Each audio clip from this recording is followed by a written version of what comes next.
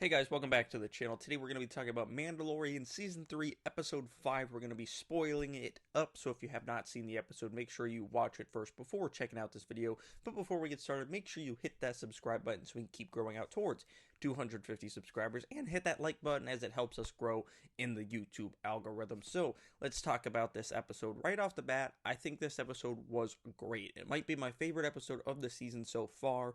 If you've been watching these recaps, you'll know that I like this season of Mandalorian, but I don't think it's as good as the previous two seasons. I think it's a little messy. I think there's a lot going on, but this episode felt like the first one where it all started to come together, where the plot from episode 3 started coming into it, the stuff that they're building with the wider universe, with like the Thrawn of it all, that started coming into it, and the Mandalorian story itself progressed farther. So it all kind of coalesced in this episode. And when it started, I was like, is this gonna be another Mandalorian-less, for the most part, Mandalorian episode? Because it was following the Republic soldier, the pilot that we've seen pop up here and there in these shows, and he gets a call from Navarro, from Grief Karga, saying, "Hey, we're under attack from Swamp Thing and his pirate gang. Could you possibly help?" So he goes over to Timmy Meadows, and he's like, "Hey, can we help?" And the woman from episode 3, I can't remember her character's name, but Katie O'Brien's character comes in, and she's trying to like not get the Republic to help Navarro, because obviously there's plans for that place with the Moff Gideon of it all, the Thrawn of it all. There are plans for Navarro that she does not want spoiled. But in the end, the Republic soldier's like, all right, well, if you're not going to help me, then I'm going to go get help on my own. We follow him as he goes to find the Mandalorian, his old buddy that he's helped out on occasion. And the Mandalorians, after like a cool pep rally, they agree to go help Navarro. And I'm skipping over possibly the coolest thing in this episode. During the Republic soldiers at a bar when we first see him, and who else is there? None other than Zeb from Rebels. We got a live action Zeb. We never, that was not rumored at all that Zeb was going to pop up, and he doesn't do anything substantial. He just talks to the guy. But I was losing my mind. I was like, holy shit, it's Zeb. Other than like the obvious, like, Sabine was my favorite character in Rebels, then Kanan, but then Zeb was my favorite. I love Zeb, and I'm glad he's going to get to Tango, and I assume he's going to be in Ahsoka with the rest of the live-action Rebels crew as well, since we know we're getting Sabine, we know we're getting Hera, we know we're getting Ezra. It would make sense for Zeb to be there as well, but now we have seen him. He is the first one to come over in live action.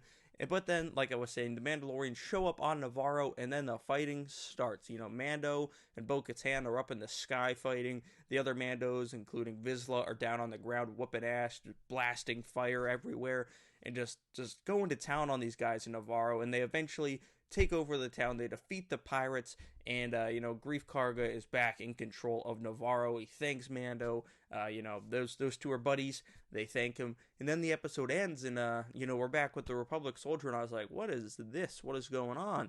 And he's flying along, and he sees like this space wreckage, and I was like, what is this?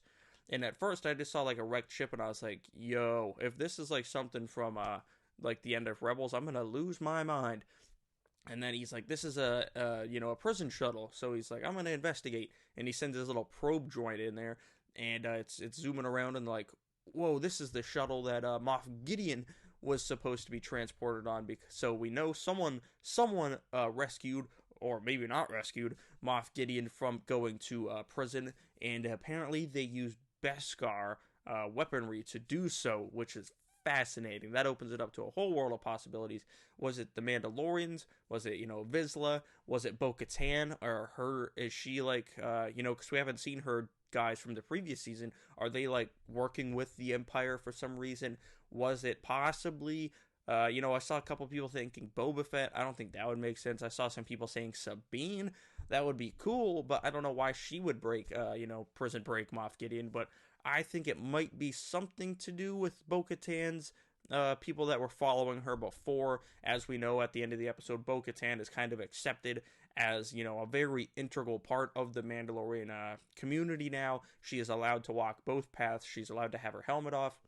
And the Armorer is sending her out to gather more Mandalorians to follow them, as it is time to take back Mandalore, which progresses the Mandalorian story of Bo-Katan is gonna, end up in a leadership role, and she's gonna want that Darksaber from Din.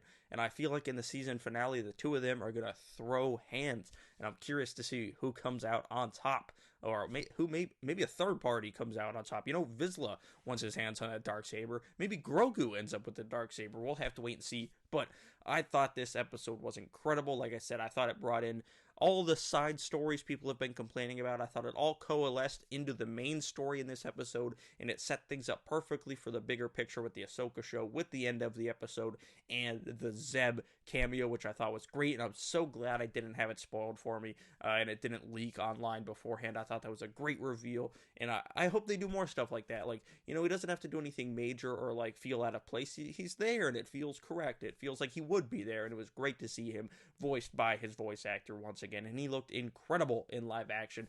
But what did you guys think of Mandalorian Season 3, Episode 5? Like I said, I think it's the best episode of the season. It's the first episode that I have loved this season. We got 3 left, and I think these last 3 are going to be, like, at top speed getting to what, the season's all about. And I hope that's true, because the season, like I said, has been a little muddy, but this episode definitely started tying stuff together. But let me know what you thought down in the comments below. Make sure you hit that like button and subscribe to the channel so we can keep growing towards 250 subscribers. Thank you all for watching. I'll see you guys right here next time.